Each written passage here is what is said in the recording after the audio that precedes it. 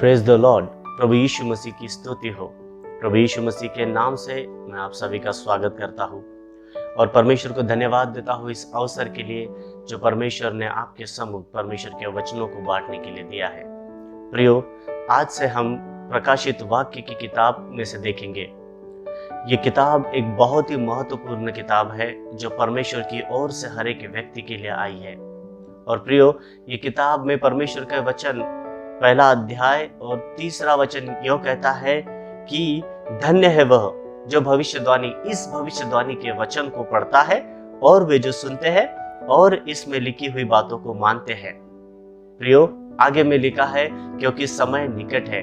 प्रियो, इस बात को हम समझ ले कि समय निकट है। प्रभु यीशु मसीह का पहला आगमन हो चुका है।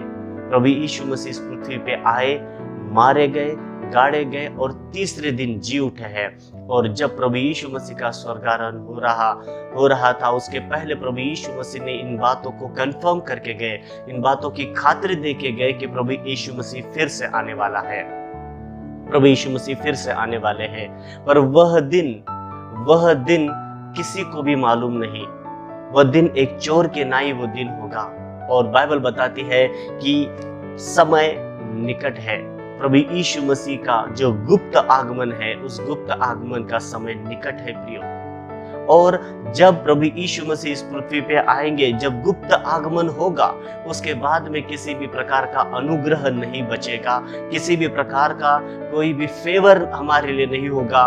और उसके बाद में जो काल शुरू होगा, उसको कोई भी मनुष्य व्यक्ति उसे झेल नहीं पाएगा प्रियो।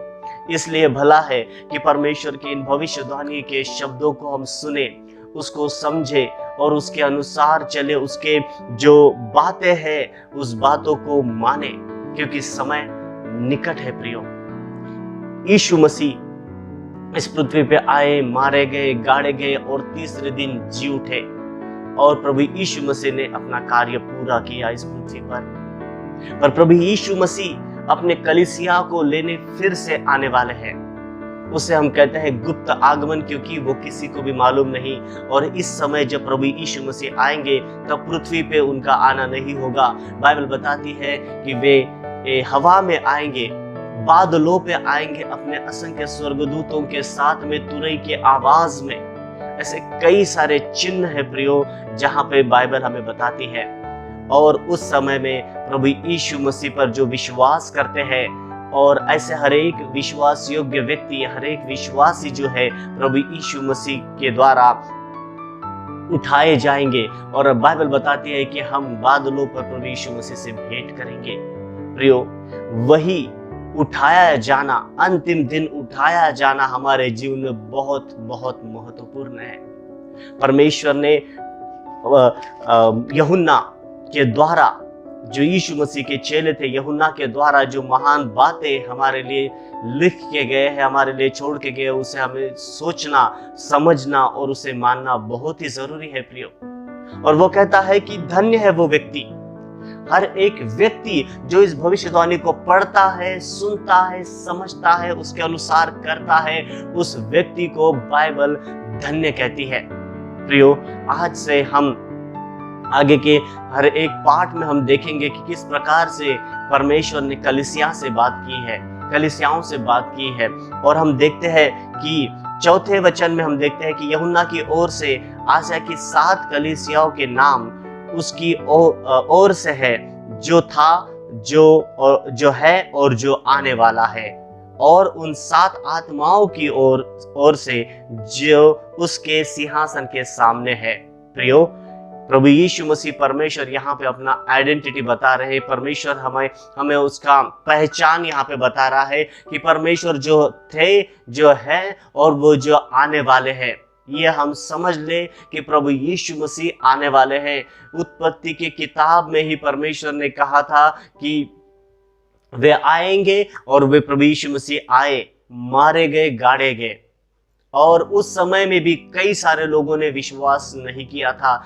आज भी कई सारे लोग अपने विश्वास नहीं करते, और जिन्होंने विश्वास किया था एक समय में, उनका भी विश्वास कम होते जा रहा है। पर प्रभु यीशु मसीह चाहते हैं कि हर एक व्यक्ति का उद्धार हो, हर एक व्यक्ति रिपेंट करे, हर एक व्यक्ति पश्चाताप करे, और हर एक व्यक्ति परमेश्वर के राज्य में प्रवेश करे। ये परमेश्वर की इच्छा है कि हर एक व्यक्ति का जीवन बचाया जाए। इसलिए प्रियो, महत्वपूर्ण है कि परमेश्वर को हम जान ले, परमेश्वर के पहचान में और परमेश्वर के अनुग्रह में हम बढ़े।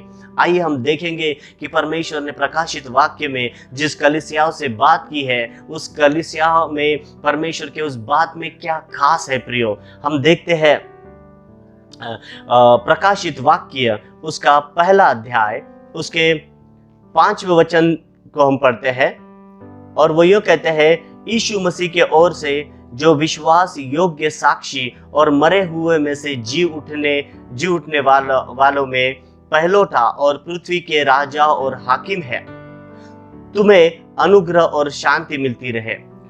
वह हमसे प्रेम रखता है और उसने अपने लहू के द्वारा हमें पापों से छुड़ाया है, और हमें एक राजा और अपने पिता परमेश्वर के लिए याजक भी बना दिया है। उसी की महिमा और पराक्रम युगानुयुग रहे, आमीन। 7वां वचन, देखो वह बादलों के साथ आने वाला है। देखिए प्रियो, वह बादलों के साथ आने वाला है, और हर एक आंख उसे देखेगी। बाइबल बताती है कि हर एक आंख यीशु मसीह को देखेंगे जब यीशु मसीह बादलों पे आएंगे। हर एक आंख उसे देखेगी। वरन जिन्होंने उसे भेदा था, मतलब जिन्होंने प्रभु यीशु मसीह को मारा था, जिन्होंने प्रभु यीशु मसीह की ठट्टा उड़ाई थी, जिन्होंने प्रभु यीशु मसीह पर वार किए थे, जिन्होंने प्रभु यीशु मसीह को भेदा था, वो हर एक व्यक्ति उसे देखेंगे, और पृथ्वी के सारे कुल उसके कारण छाती पीटेंगे। और बाइबल बोलती है आगे, हाँ, आमीन। यह ऐसा ही होगा प्रियो, जैसा इस वचनों में लिखा है। प्रभु यीशु मसीह जैसे आएंगे, और जो जो बातें होने वाली है, वो सारी बातें बाइबल हमें यहाँ पर खातिर दिलाते हैं। हालेलुया। 8वां वचन यदि हम पढ़ते हैं, और प्रभु परमेश्वर जो था और वो जो आने वाला है, जो सर्वशक्तिमान है, यह कहता है, मैं अल्फा और ओमेगा हूँ। प्रियो, प्रभु यीशु परमेश्वर यहाँ पर अपनी पहचान को बता रहे हैं, अपने चरित्र को बता रहे हैं, अपने सामर्थ्य को बता रहे हैं, कि वो कह रहे हैं कि मैं था हूँ और मैं आने वाला हूँ। प्रभु परमेश्वर जो है, he is self created God. Hallelujah. और वो कह रहा है कि मैं अल्फा हूँ, मैं ओमेगा हूँ, मैं आदि हूँ और मैं अंत हूँ। परमेश्वर अपने पहचान में ये सारी बातें हमें बता रहे हैं। प्रियो, आप और मैं ऐसे परमेश्वर के पुत्र और कन्याएं हैं, ऐसे परमेश्वर की संतान है, जिन्होंने सारे सृष्टि को बनाया है। जिस सृष्टि में जो कुछ भी है, परमेश्वर यहोवा के सामर्थ्य से बना हुआ है। प्रियो, हम ऐसे पिता, हम ऐसे परमेश्वर की संतान है। हमने 6ठे वचन में पढ़ा कि उन्होंने हमें राजा और याजक बनाया है। प्रियो, परमेश्वर जब अपनी पहचान बता रहे हैं, तब परमेश्वर ने हमें जो सामर्थ्य दिया है, हमें जो अधिकार दिया है, हमें जो परमेश्वर की ओर से पहचान मिली है, वो सारी बातें परमेश्वर ने हमें दी है। प्रियो, हमारे जीवन में ऐसी कोई बात नहीं है जिसका हम दुख मनाएं, क्योंकि परमेश्वर ने ऐसे सारे जो दुख लाने वाले सारे बातों को परमेश्वर ने हमारे जीवन से खत्म कर दिया है। प्रियो, परमेश्वर यही कह रहे हैं कि तुम एक राजा हो, तुम एक याजक हो। तुम्हारे जीवन में परमेश्वर ने सारी बातें महान रीति से बदल दी है। हम एक परमेश्वर में एक नई सृष्टि है। हालेलुया। और हमारा जो पिता है, वो एक ऐसा परमेश्वर है जिन्होंने सारे सृष्टि बनाई है, सारे चमत्कार, सारे अधिकार, सारा सामर्थ का वो राजा है, सारे सामर्थ का धारने वाला है वो परमेश्वर, और उसके लिए कोई भी बात असंभव नहीं है। प्रियो, हम ऐसे पिता और ऐसे परमेश्वर की संतान हैं। हालेलुया। इसलिए प्रियो, आगे आने वाले जो बातें हैं परमेश्वर ने 7 कलीसियाओं से कही है, उस 7 कलीसिया से कई हुई बातें जो है हमारे जीवन में हमें देखना जरूरी है, और हमारे सारे चिंता, सारा डर, सारी बुरी बातें, सारा गलत जीवन छोड़कर हम परमेश्वर के उन बातों में चले। ये परमेश्वर की इच्छा और परमेश्वर की मनसा है प्रियो। हम देखेंगे 11 वचन में परमेश्वर क्या कह रहा है। 11 वचन में वो कहते हैं, जो कुछ तू देखता है उसे पुस्तक में लिखकर 7 कलीसियाओं के पास भेज दे, अर्थात इफिसिस, स्मुरना, परगमुस, थुआतीरा, सरदिस और फिलदिल्फिया और लौदीकिया के कलीसिया को।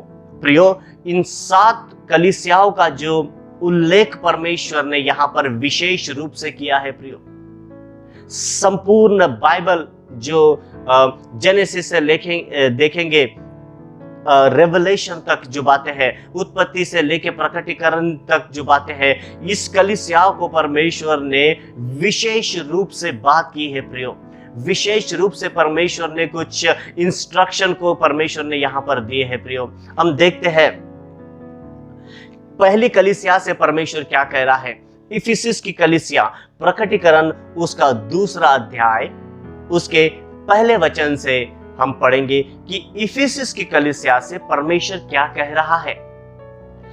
हम पढ़ेंगे, इफिसिस की कलीसिया के दूत को यह लिख। यहाँ पे परमेश्वर स्वयं यूहन्ना से बातें कर रहे हैं, और वो कह रहे हैं कि इफिसिस की कलीसिया के दूत को यह लिख। क्या है वो? जो 7 तारे अपने दाहिने हाथ में लिए हुए है और सोने की 7 दीवटों के बीच में फिरता है, वह यह कहता है कि मैं तेरा काम और तेरे परिश्रम और तेरे धीरज को जानता हूं, और यह भी जानता हूं कि तू बुरे लोगों को देख नहीं सकता, और जो अपने आप को प्रेरित कहते हैं और वे है नहीं, इन्हें तूने परख कर झूठा पाया। प्रियो, इस अध्याय में इन वचनों को हम कई भागों में बांट सकते हैं। सबसे पहले परमेश्वर अपनी पहचान को बता रहा है। परमेश्वर ये नहीं कह रहा है, सीधे परमेश्वर ने ये नहीं कहा है कि परमेश्वर ये कहता है। वो कह रहे हैं कि वो ये कह रहा है, जो 7 तारे अपने दाहिने हाथ में लिए हुए है और सोने के 7 दीवटों के बीच में वो फिरते हैं, वो ये बातें कह रहे हैं। हालेलुया। उन्होंने सीधे सीधे ये नहीं कहा कि परमेश्वर ये बातें कह रहे हैं, पर उन्होंने अपनी पहचान बताते कहा है कि 7 तारे अपने दाहिने हाथ में लिए हुए हैं और सोने की दीवटों के बीच में फिरता है। वह यह कहता है। मैं इन बातों को इसलिए दोहरा रहा हूं प्रियो, क्योंकि परमेश्वर अपने आप को हमारे जीवन पर जाहिर कर रहे हैं। प्रियो, हमने अपने जीवन में प्रभु पर विश्वास करने से पहले यहोवा परमेश्वर ने हम पर प्रेम किया है। परमेश्वर यहोवा ने अपने आप को हम पर जाहिर किया है। यदि वे जाहिर नहीं करते अपने आप को, तो हो सकता था शायद हम परमेश्वर को कभी नहीं समझ सकते थे, कभी भी नहीं समझ सकते थे। पर परमेश्वर ने अपना कदम पहले उठाया। परमेश्वर ने अपने आप को हम पर जाहिर किया। वो आए इस पृथ्वी पे, मारे गए, गाड़े गए, तीसरे दिन जी उठे। उन्होंने हमारे सारे पाप और गुनाह को खत्म कर दिया। ऐसे परमेश्वर को हमें पहचानना है प्रियो। ऐसे परमेश्वर के पहचान में हमें बढ़ना है।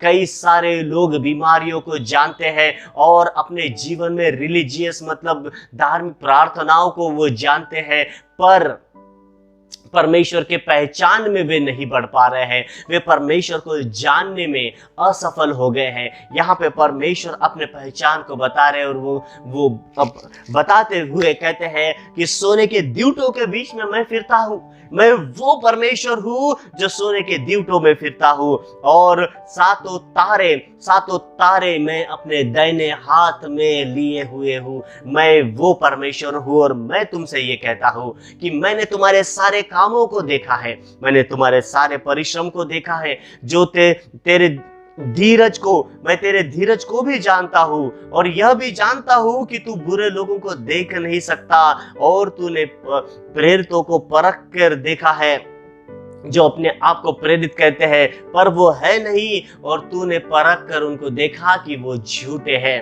प्रियो, इफिसस की कलीसिया से परमेश्वर यहोवा ये कह रहा है। आगे हम पढ़ेंगे 3 वचन, तू धीरज धरता है।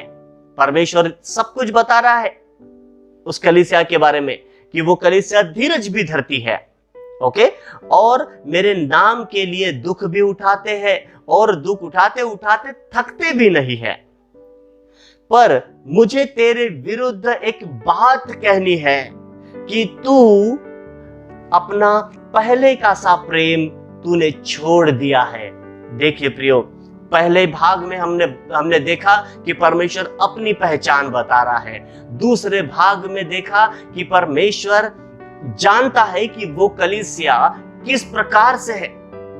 आज उसी प्रकार से कई सारे लोग कहते हैं कि परमेश्वर मैंने तेरे लिए ये काम किया है, परमेश्वर मैं ये परिश्रम करता हूँ, परमेश्वर मैं तेरे लिए धीरज भी धरता हूँ, और मैं तेरे लिए ये काम करता हूँ, मैं तेरे लिए वो काम करता हूँ। कई सारे लोगों को इस प्रकार से लगता है कि वो परमेश्वर के लिए बहुत काम कर रहे हैं, बहुत ही बातें कर रहे हैं। लेकिन प्रियो, कहीं ऐसा तो नहीं कि आप परमेश्वर के पहले कैसे प्रेम को खो दिया है, या फिर हम सिर्फ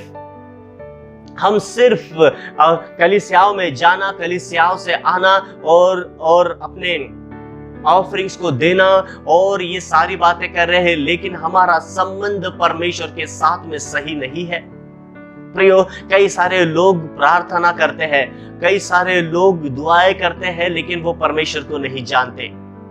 उनका जुड़ाव परमेश्वर के साथ में नहीं होता, वे परमेश्वर को पहचान नहीं पाते और उनकी प्रार्थनाएं हर वक्त अविश्वास की होते हैं। कई सारे लोग कई बार थोड़ा बहुत वचन पढ़ लेते हैं, लेकिन परमेश्वर के साथ में उनका जुड़ाव नहीं हो पाता। कई सारे लोग आराधना में, स्तुति आराधना में हाथ उठाते हैं, गाने भी गाते हैं, लेकिन परमेश्वर के साथ में उनका जुड़ाव नहीं हो पाता। क्यों? क्योंकि वे अभी तक परमेश्वर के पहचान में नहीं बढ़ पा रहे हैं। लेकिन एक अलग प्रकार की भावना उनके हृदय में है कि वे कलीसिया जाते हैं, और भावना यह होती है कि वे कलीसिया जाते हैं और आराधना करते हैं, प्रार्थना भी कर लेते हैं। पर कई सारे लोगों की जो साक्ष्य है ये ऐसी होती है कि पास्टर जी मैं इतना कर रहे हैं, हम इतना कर रहे हैं, प्रार्थना कर रहे हैं, बाइबल पढ़ रहे हैं, कलीसिया भी जा रहे हैं, पर तकलीफों से बाहर नहीं आ पा रहे हैं। प्रियो, आज हम अपने जीवन को जांचें कि हमारा संबंध परमेश्वर के साथ में कैसा है। इफिसस की कलीसिया को परमेश्वर कह रहा है कि तुम्हारा संबंध मेरे साथ में सही नहीं है, क्योंकि तुम्हारे सारे काम मैं जानता हूं, तुम्हारे सारे काम मैं जानता हूं, तुम्हारा परिश्रम भी जानता हूं, तुम बुरे लोगों को देख नहीं सकते वो भी मैं जानता हूं, तुमने प्रेरितों को परख कर देखा और उन्हें झूठा पाया, मैं ये भी जानता हूं। पर मुझे तुम्हारे विरोध में एक बात कहनी है, एक बात तुम्हारे विरोध में कहनी है, और वो बात यह है कि तुमने मुझसे पहले का सा प्रेम खो दिया है। प्रियो, ये क्या बात है? क्या बात है? परमेश्वर स्वयं उस कलीसिया के विरोध में जा रहा है। कोई मनुष्य उस कलीसिया के विरोध में नहीं जा रहा है, कोई व्यक्ति उस कलीसिया के विरोध में नहीं जा रहा है। प्रियो, यदि स्वयं परमेश्वर किसी के विरोध में जाए तो उसका बचाने वाला कौन होगा? कौन बचा सकता है उस कलीसिया को? यहाँ पे परमेश्वर कह रहा है कि तुम्हारे विरोध में मुझे एक बात कहनी है, मतलब स्वयं परमेश्वर को।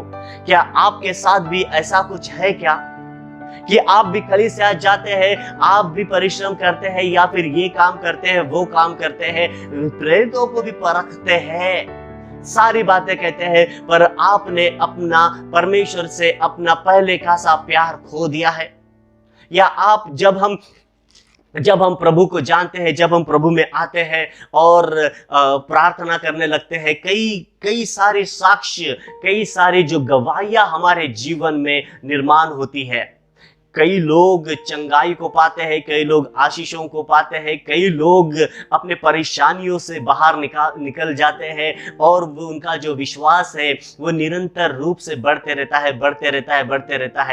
पर एक समय ऐसा आ जाता है, उस समय में जब उनका विश्वास बढ़ते रहता है, तब उस समय में वे ज्यादा से ज्यादा प्रार्थना करते हैं, ज्यादा से ज्यादा वचनों में जाते हैं, ज्यादा से ज्यादा आराधना में वो डूबे रहते हैं, ज्यादा से ज्यादा परमेश्वर को धन्यवाद देते हैं और परमेश्वर के महान कार्य में वो अपने आप को दे देते हैं प्रियो। पर एक समय आ जाता है कि जो वे लोग परमेश्वर से पहले का सा प्रेम खो देते हैं। ना तो उस समय में उसके बाद में उतनी प्रार्थनाएं उनकी होती है, ना ही उनकी आराधना होती है, ना ही उतना उनका वचन पढ़ना होता है, ना ही परमेश्वर को धन्यवाद देने में वो समय बिताते हैं। यहाँ तक कि उनके जीवन में जो फेलोशिप होती है, सहभागिता होती है, उसके लिए भी समय नहीं होता है। एक अचानक एक अलग बात उनके जीवन में हो जाती है और वे अपना जो समय है, अपना जीवन का वो समय है, परमेश्वर के राज्य में देने के लिए असक्षम हो जाते हैं। क्या आपके भी जीवन में वो बातें हैं? क्यों हमारे जीवन में ये सारी बातें होती है प्रिय? और प्रेम, परमेश्वर पे प्रेम ये क्यों बहुत महत्वपूर्ण है, हम आगे के वचन में देखेंगे। हम पढ़ेंगे मत्ती रचित सुसमाचार उसका 25 अध्याय, मत्ती रचित सुसमाचार उसका 25 अध्याय उसका 41 वचन। और यहां पर परमेश्वर कहता है, यहोवा परमेश्वर कहता है, तब यहोवा परमेश्वर अपने बाईं ओर वालों से कहेगा, हे श्रापित लोगों, मेरे सामने से उस अनंत आग में चले जाओ जो शैतान और उसके दूतों के लिए तैयार की गई है। किसके लिए तैयार की गई है? शैतान और उसके दूतों के लिए तैयार की गई है। यहाँ पे दो प्रकार के लोगों को देख सकते हैं प्रियो। हम दो प्रकार के लोगों को देख सकते हैं कि वो दो प्रकार के लोग कौन है जो अग्नि के झील में फेंके जाएंगे। एक तो शैतान और उसके दूत, दूसरा हम देखते हैं शापित लोग। शैतान और उसके दूत, हम जानते हैं शैतान मतलब लूसीफर, जिसे परमेश्वर ने स्वर्ग से फेंक दिया, और उसके साथ में कई सारे एंजल्स जो है वो भी फेंक दिए गए परमेश्वर के द्वारा। शैतान और उसके दूतों को हम जानते हैं, लेकिन प्रिय ये शापित लोग कौन है? आइए हम पढ़ेंगे पहला कुरिन्थियों उसका 16 अध्याय उसका 22 वचन, और इसे हम ध्यान से पढ़े प्रियो। यदि हम अपने जीवन में परमेश्वर से पहले का सा प्यार हमने खो दिया है, पहले कैसे परमेश्वर के साथ में सहभागिता खो दी है, पहले कैसे परमेश्वर से हमने वो लगाव खो दिया है, उसके वचनों को मानना खो दिया है, तो हमें जानना जरूरी है कि हमारे साथ में क्या हो सकता है। हमने अभी पढ़ा कि वो अपने दाहिने ओर वालों से कहेगा, हे श्रापित लोगों, मेरे सामने से उस अनंत काल की झील में चले जाओ जो शैतान और उसके दूतों के लिए बनाया गया है। मतलब दो प्रकार के लोग हैं, जो शैतान और उसके दूत, और श्रापित लोग जो अनंत काल की झील में फेंके जाएंगे। हमने देखा कि शैतान कौन है, मतलब लूसीफर और उसके दूत। अब हम देखेंगे ये श्रापित लोग कौन है। पहला कुरिन्थियों उसका 16 अध्याय उसके 22 वचन में परमेश्वर का वचन कहता है, यदि कोई प्रभु से प्रेम न रखे तो वह श्रापित हो। हे हमारे प्रभु आप। देखिए परमेश्वर का वचन क्या कहता है कि वो लोग श्रापित है जो परमेश्वर से प्रेम नहीं रखते। यहाँ पे स्पष्ट रूप से बताया गया है कि श्रापित लोग कौन है, कि वे श्रापित है जो परमेश्वर से प्रेम नहीं रखते, वो श्रापित हो। मतलब लूसीफर और उसके दूत, और वे लोग जो प्रभु यीशु मसीह पर प्रेम नहीं करते, प्रभु यीशु मसीह पर विश्वास नहीं करते, वे लोग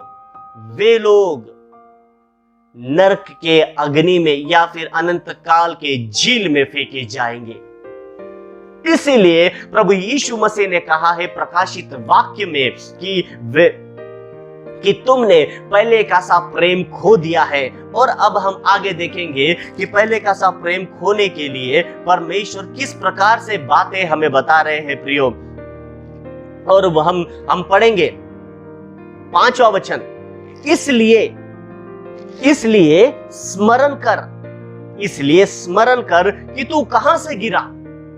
स्मरण करना बहुत जरूरी है प्रियो। यदि हमने पहले का सा प्रेम खो दिया है, हम हर वक्त ये बोलते हुए न दे परमेश्वर को शब्द न दे कि परमेश्वर मैंने आपके लिए ये किया, मैंने आपके लिए वो किया, मैं इतना परिश्रम करता हूं, मैं ये काम करता हूं, मैं ऐसा करता हूं, मैं वैसा करता हूं, मुझे बुरे लोग पसंद नहीं है। ये सारी बातें प्रियो परमेश्वर ने ये सारी बातें परमेश्वर जानता है, और परमेश्वर ने ये कहा है, इन सारी बातों के विषय में परमेश्वर ने कहा है।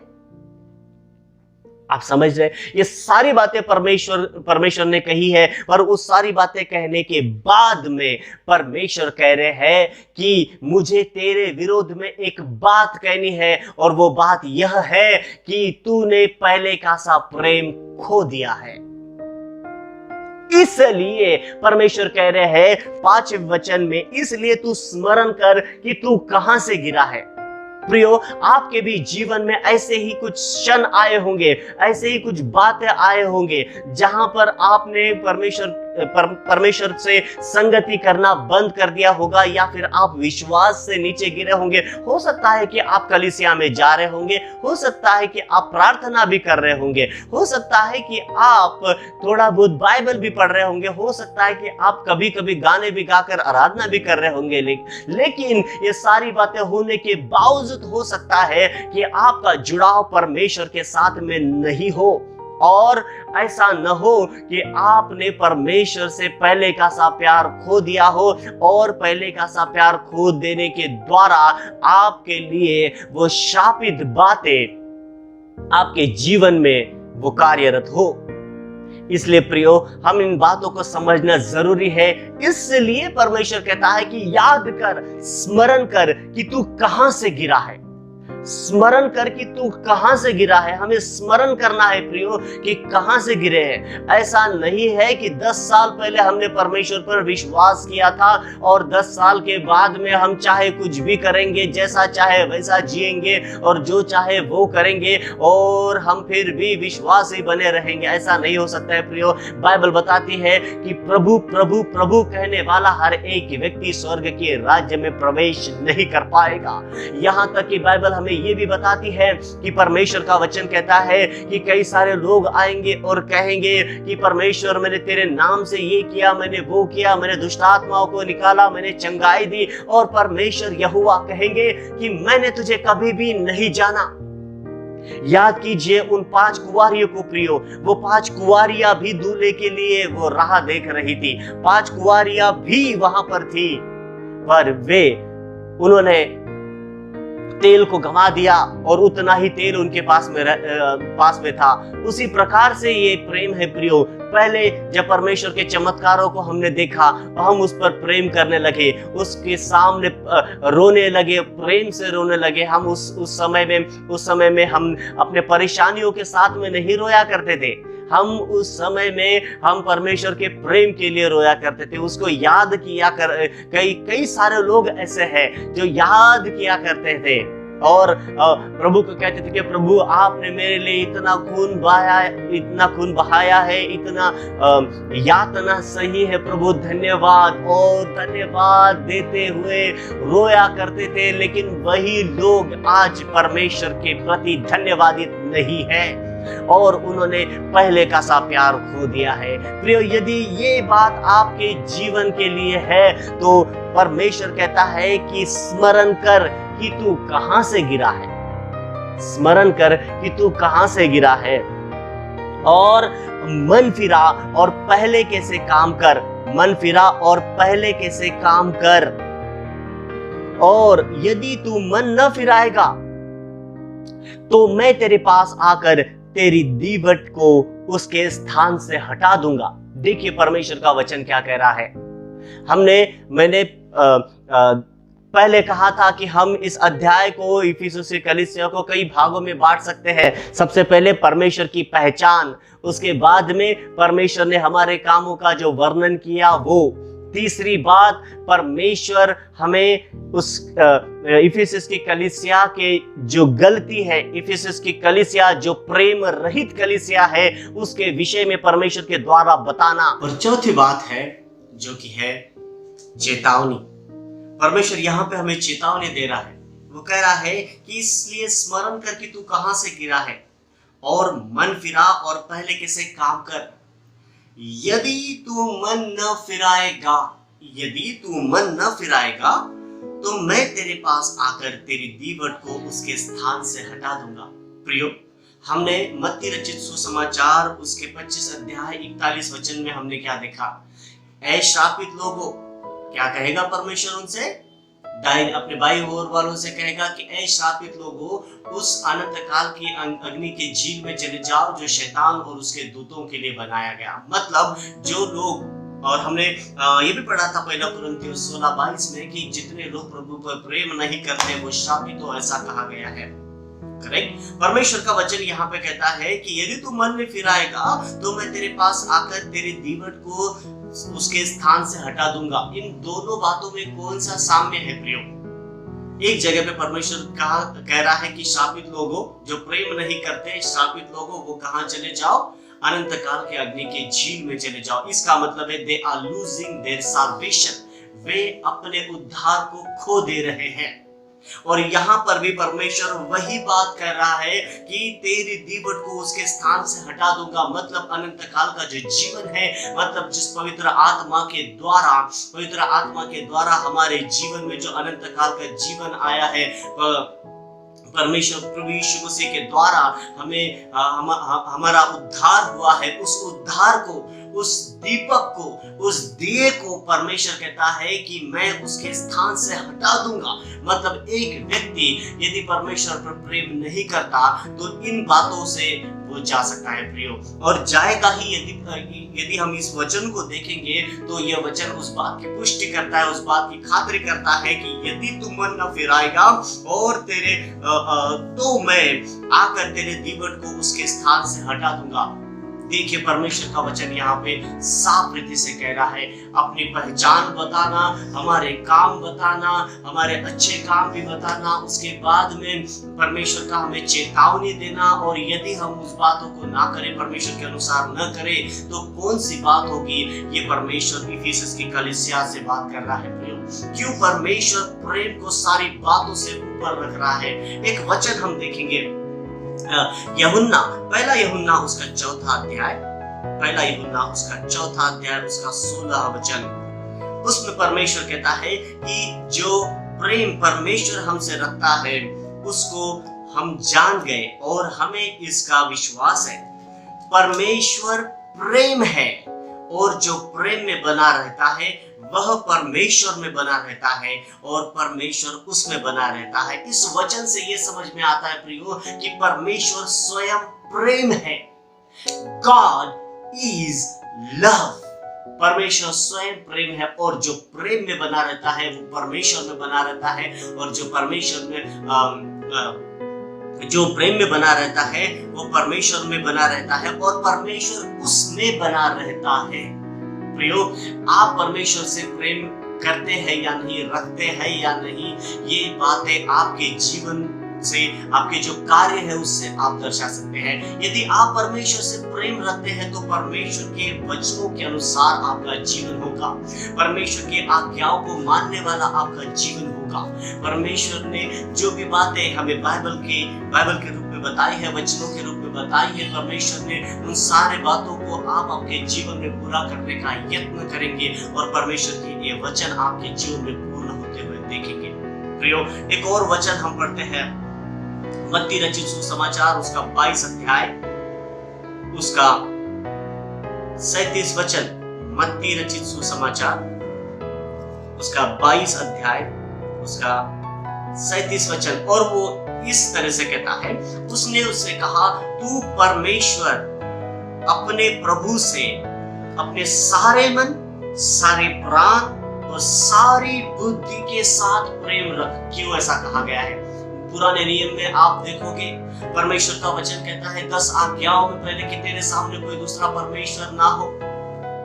Love your God, love your Lord your God with all your heart, with all your soul, with all your strength। एक वचन में लिखा है, लूका रचित सुसमाचार 10:27 में लिखा है कि तू अपने परमेश्वर यहोवा से संपूर्ण हृदय, संपूर्ण प्राण, संपूर्ण सामर्थ और संपूर्ण संपूर्ण मन से उस पर प्रेम रख। हालेलुया।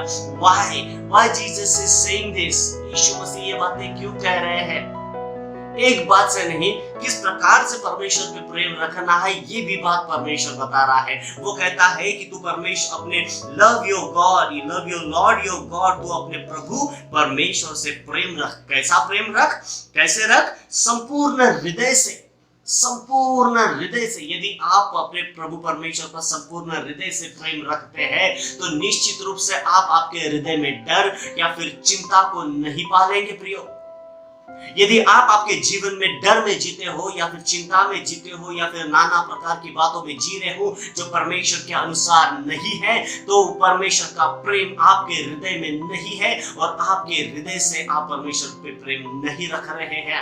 क्योंकि यदि आप परमेश्वर पे प्रेम रखते तो उस डर के आत्मा को आप आपके जीवन में जगह नहीं देते, क्योंकि उसी परमेश्वर ने कहा है कि मैंने तुम्हें डर का नहीं पर प्रेम और शांति और धैर्य का आत्मा दिया है। लव, साउंड माइंड, प्रेम का आत्मा दिया है। वहां पर भी परमेश्वर ने कहा है कि मैंने तुम्हें प्रेम का आत्मा दिया है। हालेलुया, जो कि है पवित्र आत्मा। उसके बाद में वो कहता है कि संपूर्ण प्राण से तू परमेश्वर पर क्या कर? प्रेम कर। कई बार हमारा प्राण घबराता है, कई बार बीमारियों के कारण, किसी पैसे की कमी घटियों के कारण, किसी नाना प्रकार की ऐसी बातें हैं, उसके कारण कई सारे लोगों का जो प्राण है घबराता है। क्यों घबराता है प्रियो? क्योंकि हम अपने पूरे प्राण से परमेश्वर पर विश्वास नहीं करते, परमेश्वर पर प्रेम नहीं करते। यदि परमेश्वर का वचन कहता है कि मेरे प्राण तू घबरा मत, let not your heart be trouble, तुम्हारा हृदय जो है वो घबराए नहीं, क्योंकि परमेश्वर ने इस जगत को जीत लिया है और तुम्हें जयवंत से बढ़कर परमेश्वर ने बनाया है, ऐसा बाइबल कहती है प्रियो।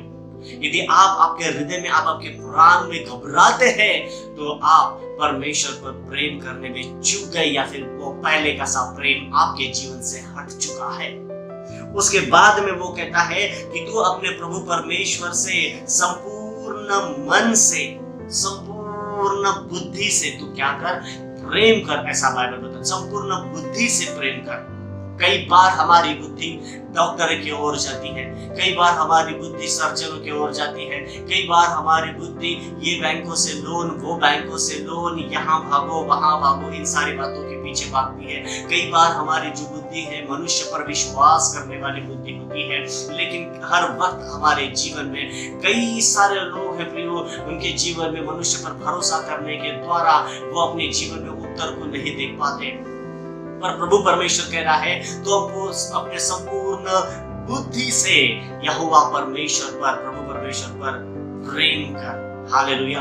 यदि आप प्रभु परमेश्वर में संपूर्ण बुद्धि से प्रेम करेंगे, यदि आप उसके वचनों को जानेंगे, तो आप निश्चित रूप से उसमें चल सकते हैं प्रियो। एक उदाहरण हम लेंगे कि कई सारे लोग गिड़गिड़ाते हैं, प्रभु मुझे आशीष दे, प्रभु मुझे आशीष दे, प्रभु मुझे आशीष दे। वो सिर्फ उनकी परिस्थिति को देखते हैं कि उनके ऊपर में कर्जा है या फिर पैसे की कमी घटी, ये सारी स्वाभाविक बातों को वो देखते हैं प्रियो। पर सच्चाई ये है कि परमेश्वर ने सारे आशीषें प्रभु यीशु मसीह में, अब्राहम की सारे आशीषें प्रभु यीशु मसीह में हमें दे दी है। बाइबल कहती है कि सारे आशीषें स्वर्गीय स्थानों में हमें मिल चुकी हैं, आशीषें परमेश्वर ने हमें पहले ही दे दी है। पर कई सारे लोग अपने बुद्धि से बातों को देखते हैं, अपने आंखों से बातों को देखते हैं, अपने बुद्धि से, शारीरिक बुद्धि से विचार करते हैं और वो परमेश्वर के वचनों को पूरा करने, उनके जीवन में पूरा करने में असफल हो जाते हैं। क्या आपके जीवन में इस प्रकार से? अगर इस प्रकार से है तो क्या आप परमेश्वर पर हृदय से, पूरे प्राण से और पूरे बुद्धि से प्रेम कर पा रहे हैं? यदि ये सारी बातें हैं तो बिल्कुल भी नहीं। वो बाद में वो कहता है कि तू संपूर्ण सामर्थ्य के साथ परमेश्वर पर प्रेम रख।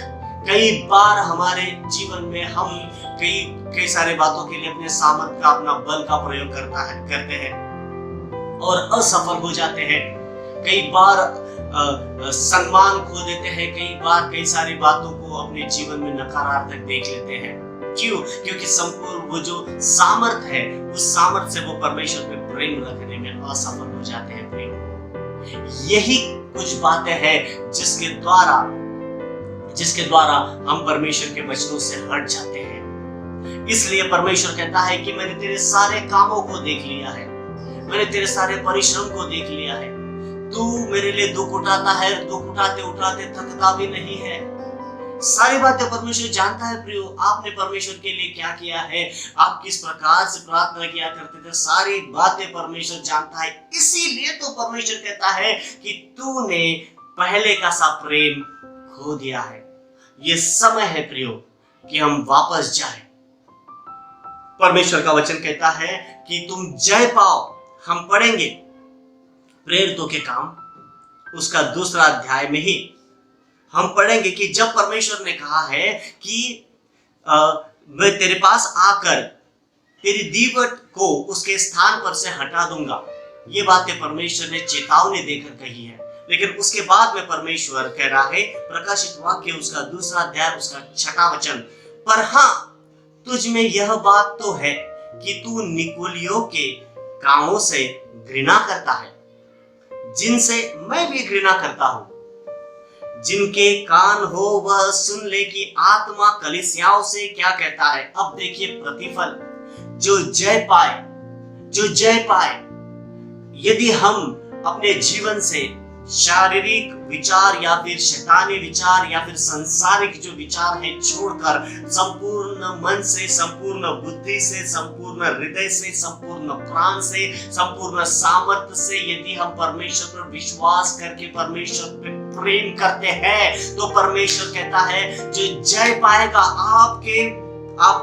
आपको भटकाने के लिए कई सारी बातें आएंगे प्रियो, कई सारी बातें आएंगे। अपनों की ओर से आपको विरोध आएगा, अपनों के ओर से आपको धोखाधड़ी आएगा, अपनों के ओर से आपको नाना प्रकार की बातें आएगी जो आपके हृदय के लिए सही नहीं है।